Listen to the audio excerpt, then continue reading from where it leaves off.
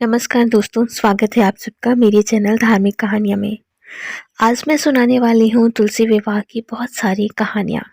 तो अगर आप चैनल में नए हैं तो चैनल को सब्सक्राइब कर लें और वीडियो को बहुत सारा लाइक और शेयर करिएगा। चलिए कहानी शुरू करते हैं। एक पौराणिक कथा के अनुसार एक बार शिव जी ने अपने तेज को समुद्र में फेंक दिया था। उससे एक महातेजस्वी बालक का जन्म हुआ।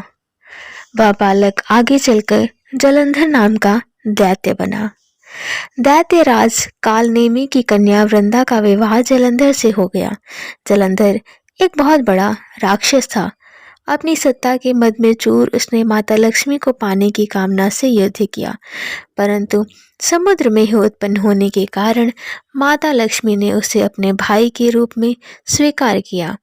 वहां से पराजित होकर वह देवी पार्वती को पाने की लालसा में कैलाश की ओर भागा और वहां जाकर वह भगवान शिव का रूप धरकर माता पार्वती के समक्ष गया, परंतु माता पार्वती ने अपने योग बल से उसे तुरंत पहचान लिया और वहां से अंतर्ध्यान हो गई और भगवान विष्णु के पास पहुंची और सारा वृत्तांत भगवान विष्णु को सुनाया।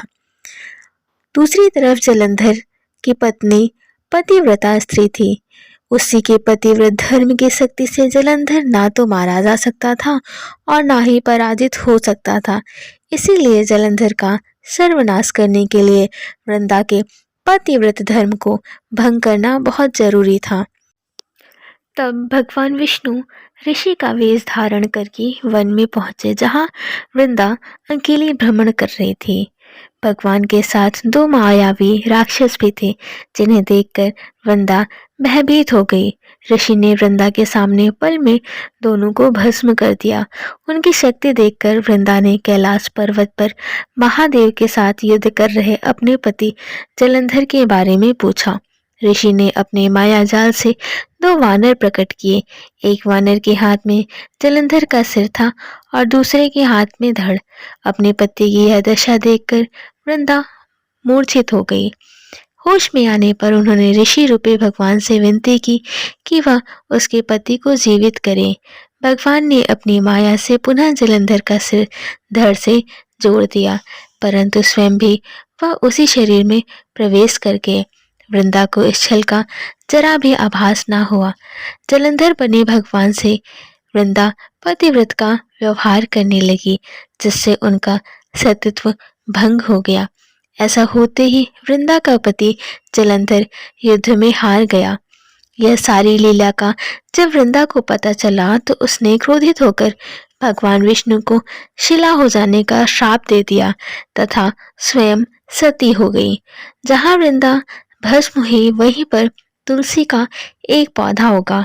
भगवान विष्णु ने वृंदा से कहा, हे वृंदा, तुम अपने सतीत्व के कारण मुझे लक्ष्मी से भी अधिक प्रिय हो। अब तुम तुलसी के रूप में सदा मेरे साथ रहोगी। जो भी मनुष्य मेरे शालिग्राम रूप से तुम्हारा तुलसी रूपी विवाह कराएगा, वह इस लोक और परलोक में पुण्य प्राप्त करेगा और सदा खुश रहेगा। जिस घर में तुलसी होती है वहां यम के दूत असमय नहीं पहुंचते। गंगा और नर्मदा के जल में स्नान तथा तुलसी का पूजन बराबर करने से पुण्य प्राप्त होता है। चाहे मनुष्य कितना भी पापी क्यों न हो, मृत्यु के समय जिसके प्राण मंजरी रहित तुलसी और गंगा जल मुख में रखकर निकल जाते हैं, वह सारे पापों से मुक्त होकर बैकुंठ धाम को प्राप्त होता है। जो व्यक्ति तुलसी व आंवला की छाया में अपने पितरों का श्राद्ध करता है, उसके पितर मोक्ष को प्राप्त होते हैं।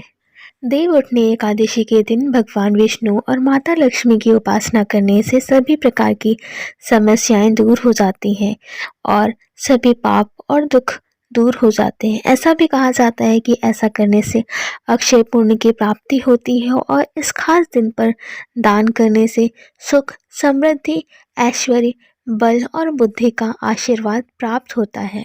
दोस्तों, आइए जानते हैं तुलसी विवाह में क्या क्या पूजन सामग्री आवश्यक होती है। पहला, एक तुलसी का पौधा। दूसरा, शालिग्राम की मूर्ति, पत्थर या कोई तस्वीर। तीसरा, पीला कपड़ा और एक लाल रंग की चुनरी।